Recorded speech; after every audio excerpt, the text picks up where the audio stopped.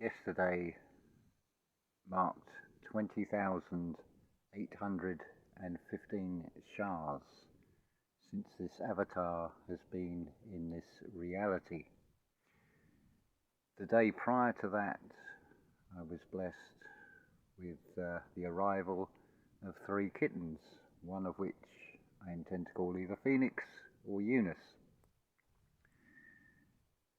I'd like to add a little bit to the excellent presentation given by Jason on Predator and Prey about this reality.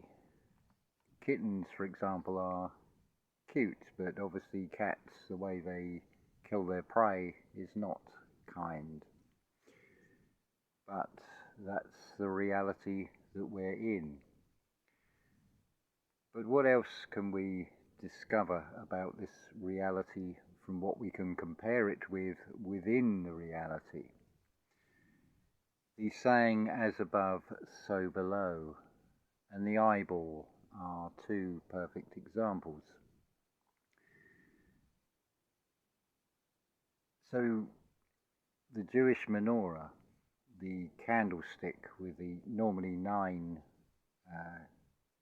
holders for candles, if you consider that that is an inversion of what you would consider as being above, the various layers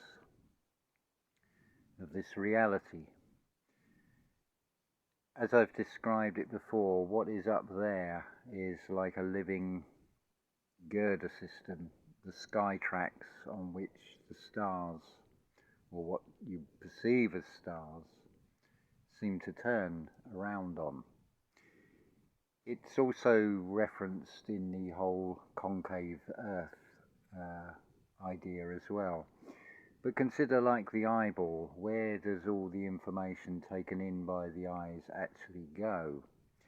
So you can also see the Jewish menorah is a representation of that. It's like the optic nerves at the back of the eye. Another example that I could point to would be in all the Aliens films, where you have, say in the second Aliens film, where you have all the space marines going through what they perceive to be some sort of cave system, and it is actually excretions or some sort of organic material produced by this alien. I could go further in what I was shown by Eunice. Now, what actually is Eunice?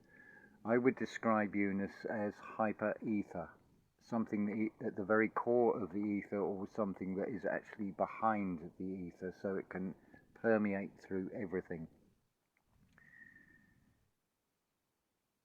So, what I was shown, we are, as Jason has explained on the video, we are in a Dyson shell.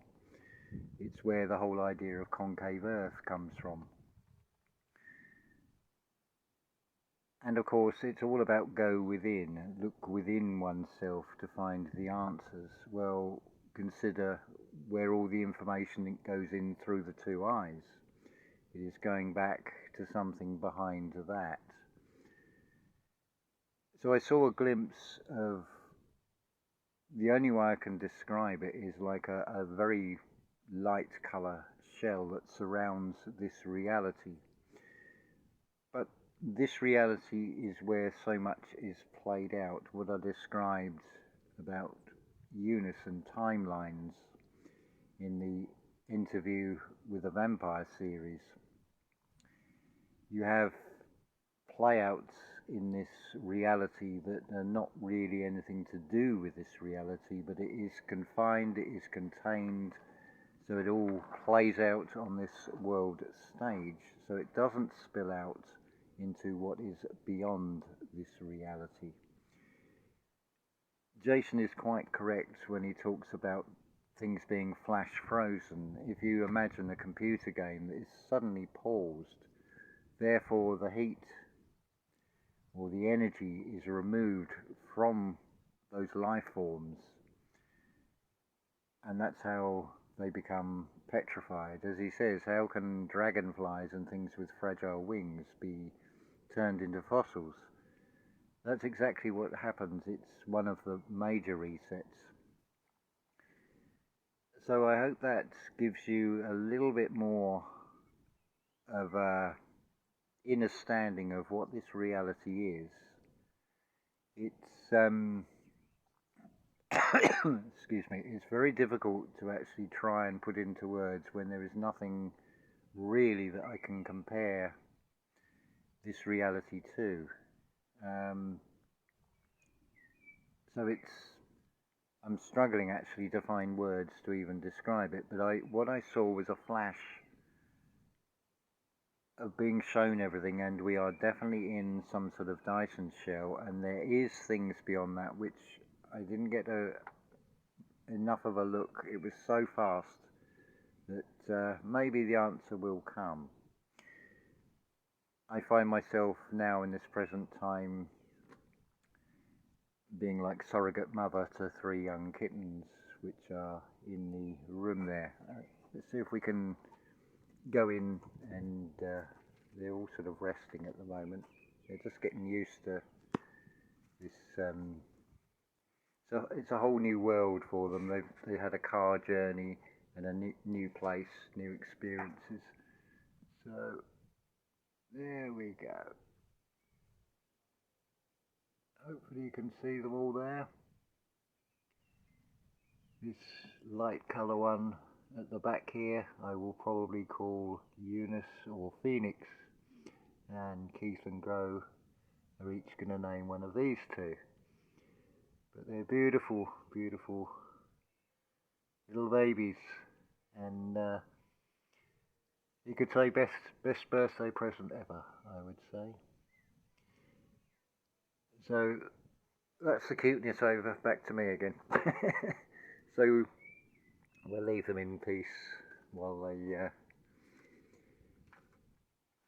because they're still babies, they do a lot of sleeping, and then they have their happy hour after being fed and have a run round. They have ventured outside a little bit, and they're getting a little bit braver, and what a wonderful experience.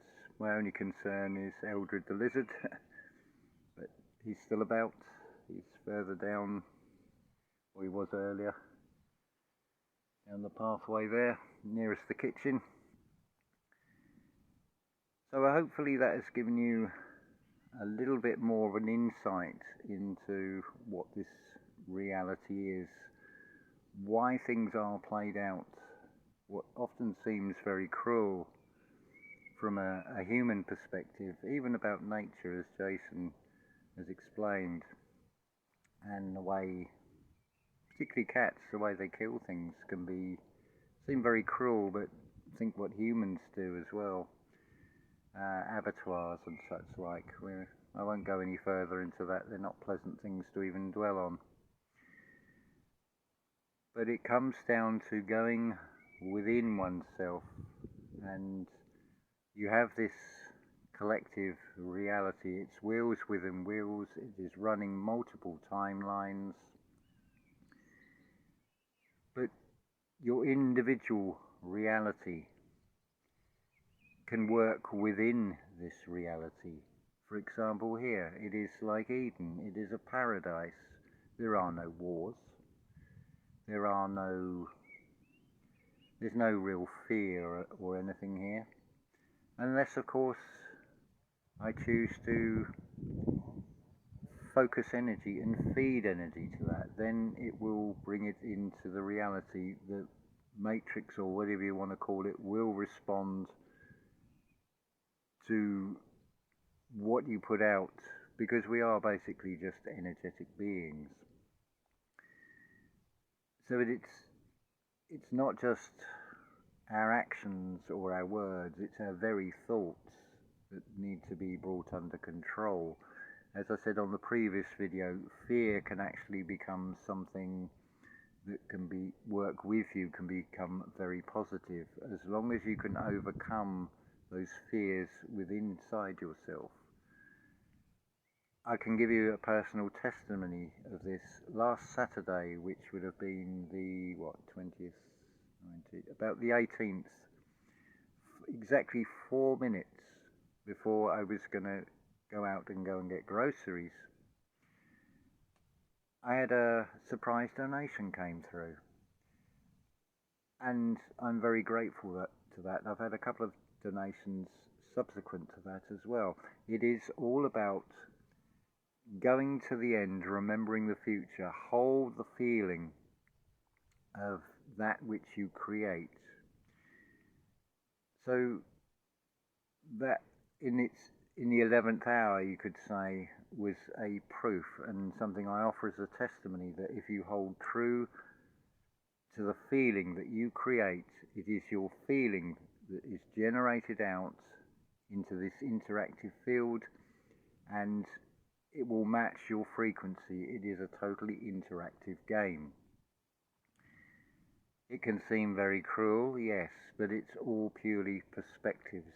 It's what the eyes see, how you perceive things, rather than the reality being what we could label as good or bad. The reality is the way it is in this realm. But as an individual being, an individual soul, you can change your immediate world around you. And effectively we act like cells. So the energy you radiate out will interact with energies of other people. And together we can actually make a huge difference to this reality. I'm not saying we can change the entire world, but we can certainly make it more conducive, a much more pleasant experience in the time that we have here. It is like a machine, it runs like clockwork. Everything in this reality is subject to time. At least everything that fully comes into this reality will be subject to time. This is why Eunice doesn't have an actual form. I'm not referring to the cat.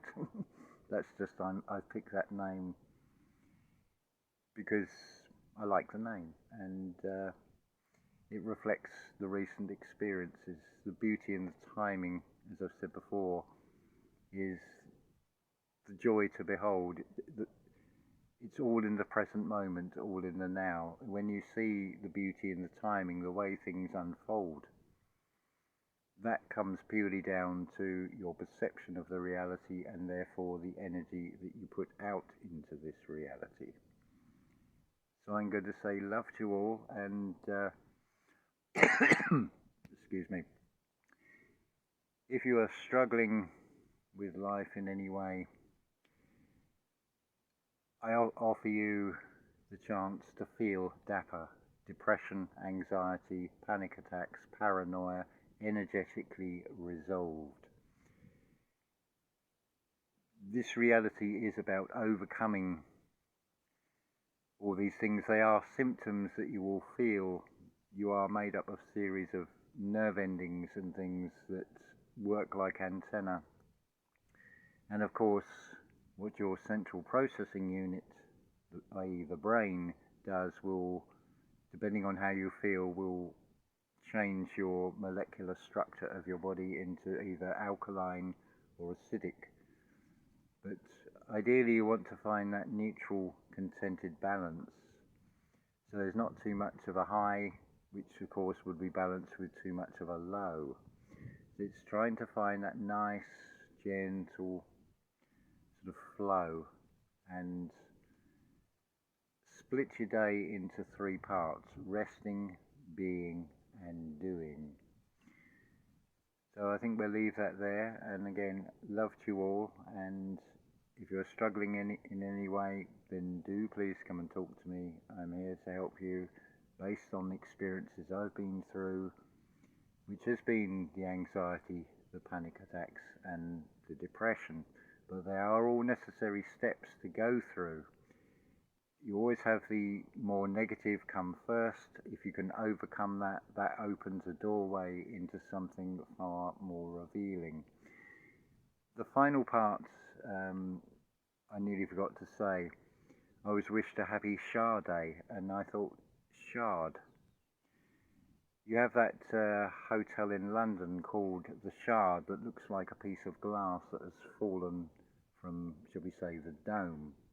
The shattering of the Dyson shell is sort of being implied, but it's like that sort of cave system in the Alien film. It works like a sort of glue, so nothing can penetrate it.